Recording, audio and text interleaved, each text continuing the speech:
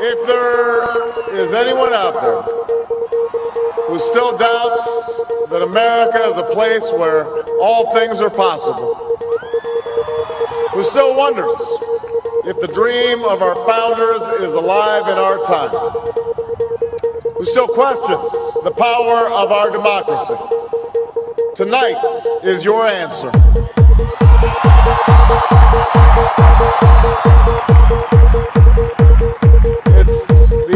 Told by lines that stretched around schools and churches in numbers this nation has never seen, by people who waited 3 hours, 4 hours, many for the first time in their lives, because they believed that this time must be different, that their voices could be that difference. It's the answer spoken by young and old, rich and poor, Democrat and Republican, black, white, Hispanic, Asian, Native American, gay, straight, disabled and not disabled, Americans who send a message to the world that we have never been just a collection of individuals or a collection of red states and blue states. We are and always will be the United States of America.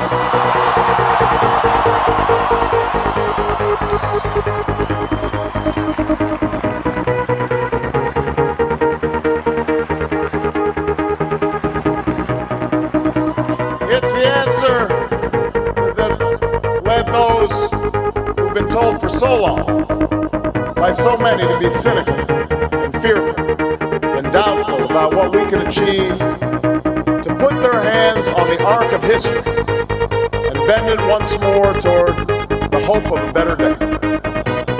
It's been a long time coming, but tonight, because of what we did on this day, in this election, at this defining moment, change has come to America.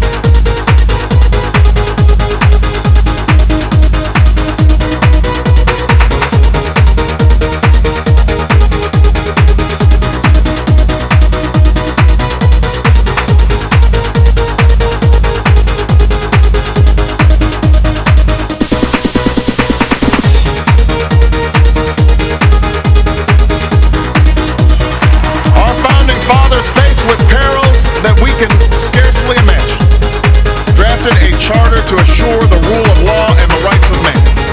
A charter expanded by the blood of generations. Those ideals still light the world, and we will not give them up for expedience sake.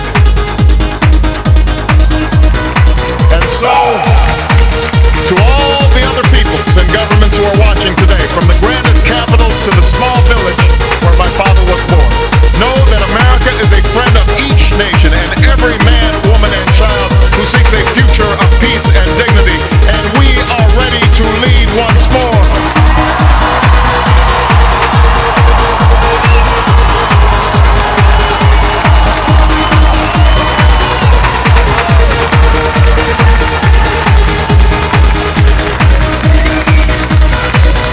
Recall that earlier generations faced down fascism and communism, not just with missiles and tanks, but with the sturdy alliances and enduring convictions. They understood that our power alone cannot protect us, nor does it entitle us to do as we please. Instead, they knew that our power grows through its prudent use. Our security emanates from the justness of our cause, the force of our example, the tempering qualities of humility and restraint. We are the keepers of this land.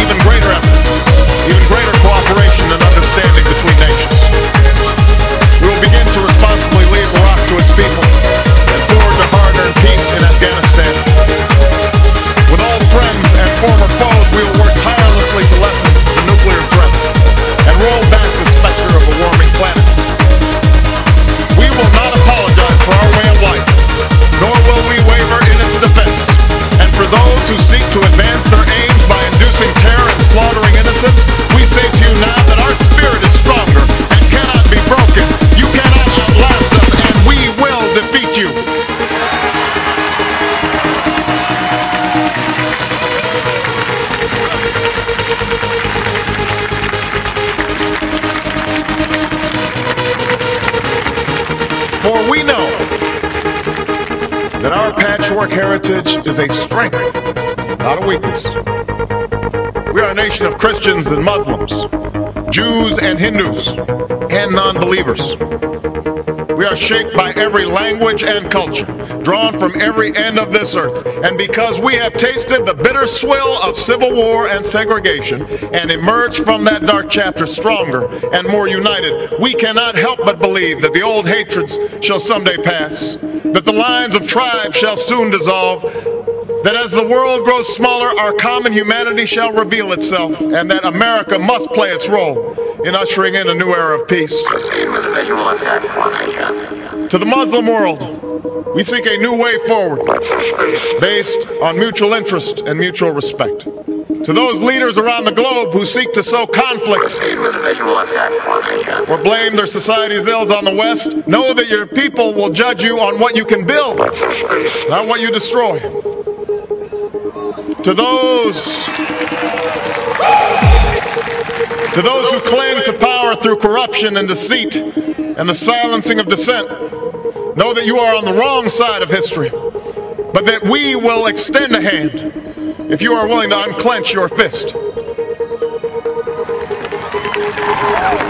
To the people of poor nations, we pledge to work alongside you to make your farms flourish and let clean waters flow, to nourish starved bodies and feed hungry minds. And to those nations like ours that enjoy relative plenty, we say we can no longer afford indifference to the suffering outside our borders, nor can we consume the world's resources without regard to effect.